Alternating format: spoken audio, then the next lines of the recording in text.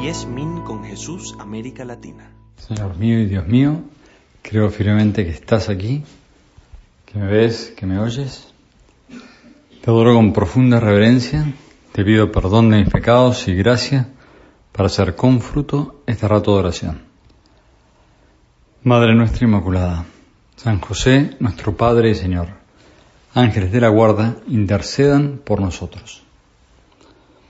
En estos 10 minutos con Jesús hacemos este intento de procurar ponernos en la presencia de Dios, ser conscientes que estamos junto a Jesús, que Jesús está junto a nosotros y por lo tanto dispuesto a comunicarnos su gracia, a ayudarnos.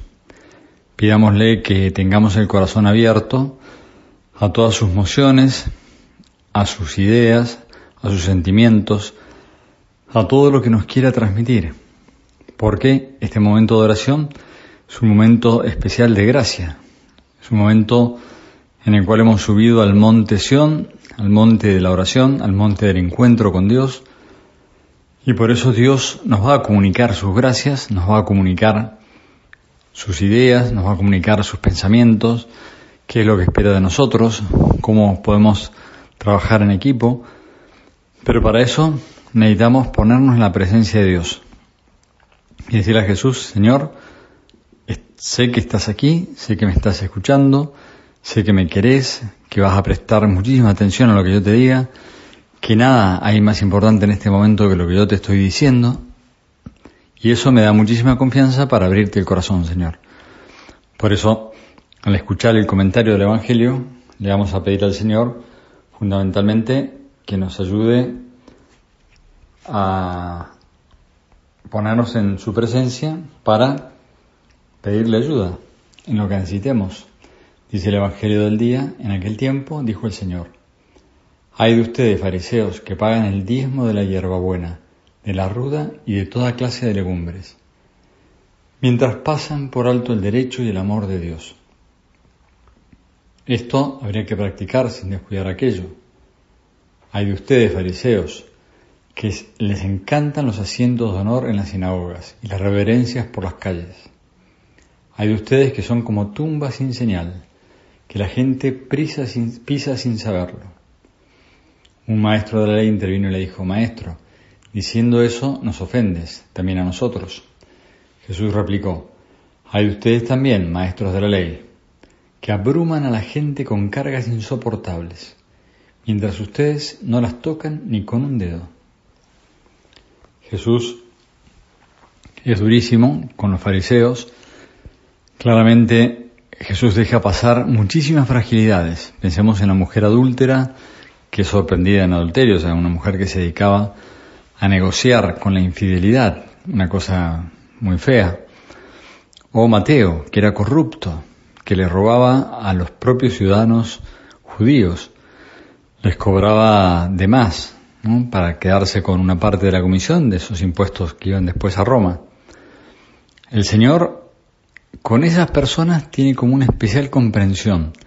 Hay debilidades que Jesús las comprende más en profundidad, ¿no? En cambio hay otras que Jesús las trata con mucha dureza. Y pienso que esto nos puede ayudar a nosotros a parar un poco el radar, a estar como más pendientes, que no se nos vaya a meter ninguna actitud de los fariseos, porque esas son las actitudes que hacen que Jesús se ponga mal, se pone muy en guardia, se da cuenta que esas personas jamás van a poder acceder a Dios. Esas personas se han adueñado de Dios, han suplantado a Dios, le han dicho a Dios lo que tiene que hacer. Los fariseos pensaban que sabían perfectamente la ley, pensaban que sabían exactamente lo que había que hacer, como la tentación de nuestros primeros padres, Adán y Eva, cuando el demonio les dice: coman del árbol del bien y del mal porque Dios los ha engañado, y si ustedes comen de este árbol van a ser como dioses, van a poder determinar lo que está bien de lo que está mal, van a poder determinar la verdad, van a ser dueños de la verdad. Estos fariseos cometen el mismo pecado, ese pecado diabólico que es pensar que somos dueños de la verdad de la gente que nos rodea, de los demás, de los políticos que nos gobiernan, de la gente que toma decisiones por nosotros, de todo el mundo. Y por lo tanto tenemos razón. Y le podemos decir a los demás que no tienen razón. Incluso a Dios. Esta gente le dijo a Jesús que no podía curar en sábado. Esta gente le dice a Dios lo que tiene que hacer. O sea, no se rebelan contra Dios. Me hace acordar al pecado de ese ángel impresionante, el ángel más bonito, el ángel más parecido a Dios quizás, Lucifer, que fue tentado, como todos, fue probado, más que tentado fue probado, y le causó repulsión el abajamiento de Dios. A mí se me ocurre que los ángeles, cuando ven que Dios se va a hacer pan, por ejemplo, y se va a bajar hasta el último subsuelo de la existencia para que lo comamos, porque Dios lo recibimos en la boca o en la mano ahora en la pandemia, pero va a parar a nuestro estómago, que es como la cloaca de una persona. A Dios lo metemos en una cloaca, Dios mío, ¿no? A lo que es capaz de hacer Dios por nosotros, para poder tocarnos, para poder transmitirnos su vida. Si comen mi pan, si comen mi carne, si beben mi sangre, tendrán vida en ustedes. Para eso estoy dispuesto a meterme en el estómago de ustedes, en su cloaca.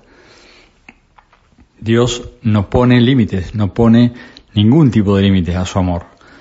Por eso el amor de Dios es una locura absoluta, ¿no?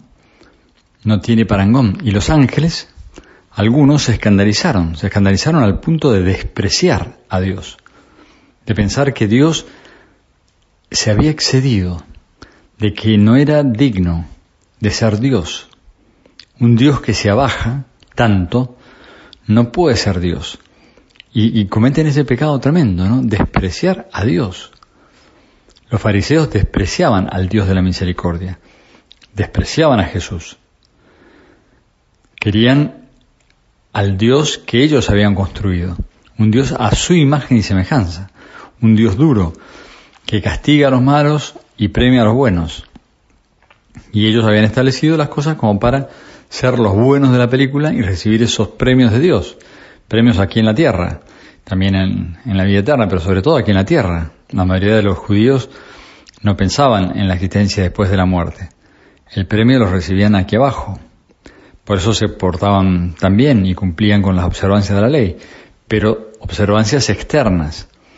La mayoría de esos preceptos son preceptos externos. Pagar el diezmo, llevar las filacterias largas, la manera de usar los mantos, purificar todos los utensilios que había que purificar antes de cada comida. Son todas conductas exteriores. Por eso el Señor les va a decir sepulcros blanqueados. Por fuera parecen bonitos, pero por dentro están llenos de podredumbre. Porque cumplían las formalidades de la ley, cumplían las formalidades de la religión. Eran falsamente religiosos, eran falsamente practicantes. Practicaban unas formas, una liturgia, una manera de hacer, pero no con el corazón, sino con las obras, con lo exterior. Y por eso Jesús es tan duro con ellos, porque jamás van a conectar con Dios. Un fariseo jamás va a poder conectar con Dios. Por eso Jesús es tan duro y nos previene. Ojo, no se les ocurra ser dueños de la verdad. Confíen en mí y desconfíen de ustedes mismos, cuando a veces no entienden. Háganse como niños. Los niños confían ciegamente en sus padres. A veces no vamos a entender por qué Jesús nos pide esto, nos pide aquello, por qué a la mujer adúltera la perdona de esa manera, por qué en la parábola de ese sembrador, de ese dueño de la finca, que le da el mismo sueldo a gente que ha contratado a las 7 de la mañana que a gente que ha contratado a las 5 de la tarde. A veces no comprendemos a Dios y sin embargo tenemos que confiar plenamente en Dios. No podemos hacer como Lucifer, que despreció a Dios porque se abajaba a Dios a ser comulgado por nosotros. Nosotros confiamos en Dios y decimos a Dios que es rico en misericordia. Lo queremos muchísimo y lo queremos porque es así. Pidámosle a Jesús que nos ayude a confiar y a crecer en esa fe. Te doy gracias, Dios mío, por los buenos propósitos, afectos e inspiraciones que nos has comunicado en este rato de oración. Madre nuestra Inmaculada, San José nuestro Padre y Señor, ángeles de la guarda, intercedan por nosotros.